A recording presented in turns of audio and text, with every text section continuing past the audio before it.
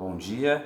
Nós estamos estudando sobre revitalização de igreja. Na semana passada nós estudamos sobre o que é a revitalização. Revitalização, a mesma coisa que reavivamento. E hoje nós vamos falar sobre as motivações para a revitalização. Nosso texto básico ele se encontra em Abacuque, capítulo 3, versículo 2, que diz assim: Senhor, ouvi falar da tua fama, tremo diante dos teus atos. Senhor, realiza de novo em nossa época as mesmas obras, faze-as conhecidas em nosso tempo. Em tua ira, lembra-te da tua misericórdia. A motivação ela é essencial para as nossas vidas. Sem motivação você não tem por que levantar, não tem por que você ir trabalhar. Por que nós devemos nos preocupar com o reavivamento da nossa igreja? Por que nós devemos nos preocupar com a revitalização da nossa igreja? Nós veremos na escola dominical 5 motivos pelos quais nós devemos nos preocupar com isso. O primeiro motivo é que a igreja ela é formada por pessoas. Nós, quando falamos em igrejas, temos o costume de falar: eu vou na igreja do pastor fulano, pastor Beltrano, ou eu vou na igreja localizada na rua Cristóvão Colombo. Mas igreja, o sentido bíblico da palavra igreja é assembleia, Assembleia, reunião de pessoas. A igreja é formada por pessoas. Se você abrir, por exemplo, lá em 1 Coríntios, você vai ver que a igreja é chamada de lavoura de Deus e edifício de Deus, lá em 1 Coríntios 3, versículo 9. Depois, de igreja de Deus, em 1 Coríntios 1, 2. Corpo de Cristo, Efésios 1, 22 a 23. Coluna e baluarte da verdade, 1 Timóteo 3, 15. E santuário de Deus, em 1 Coríntios 3, 16. E outros nomes são dados. Então a igreja ela é muito mais do que o prédio, ela é muito mais que um CNPJ, ela é muito mais do que o lugar onde o pastor ou o líder fulano prega. A igreja é a reunião de pessoas.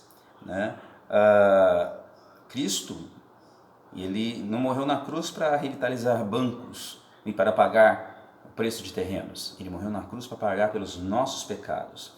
Quando nós falamos de revitalização, nós falamos de revitalização de pessoas, crentes chamados para serem santos, para vencerem o pecado e crescerem na graça e no conhecimento de Jesus Cristo.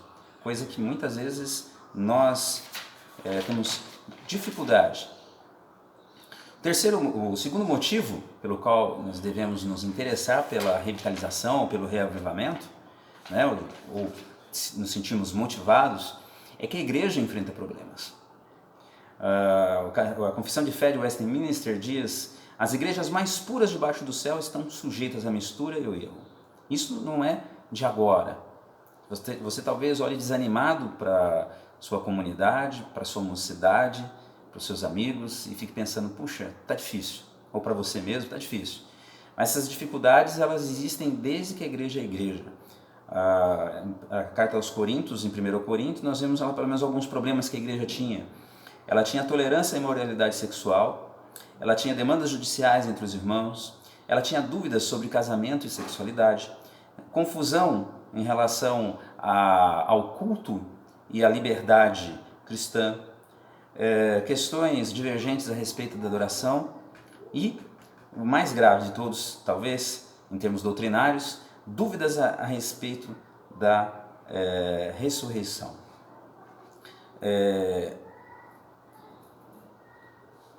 Nós temos problemas e devemos reconhecê-lo.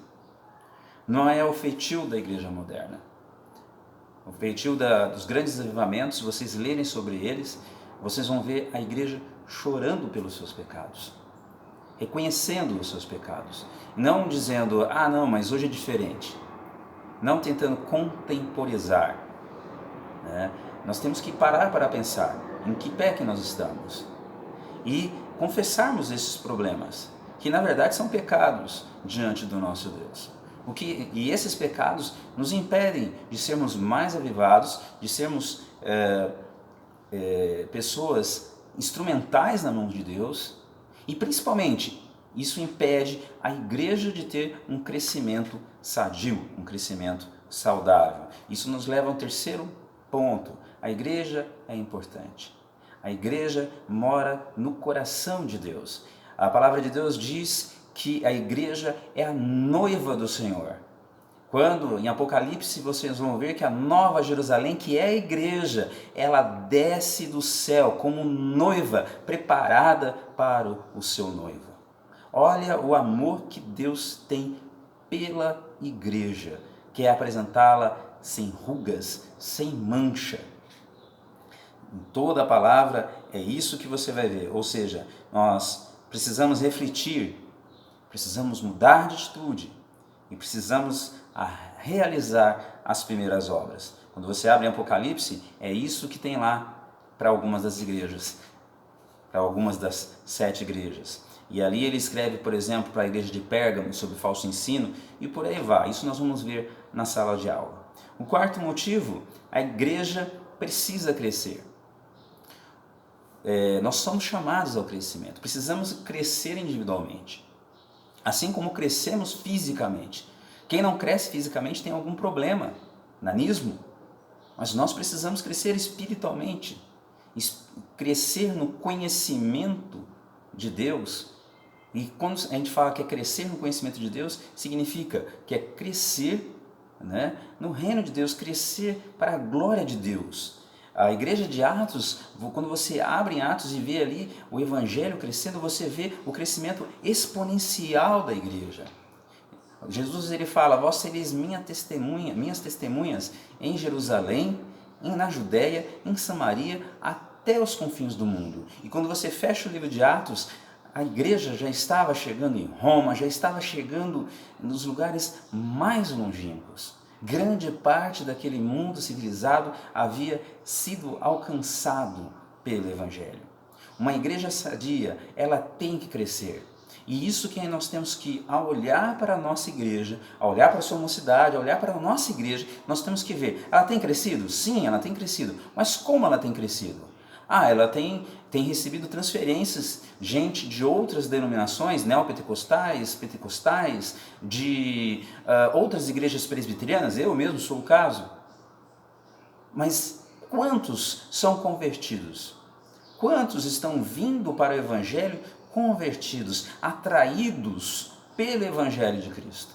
Esse é o crescimento saudável. Quando a igreja está doente, ela para de crescer.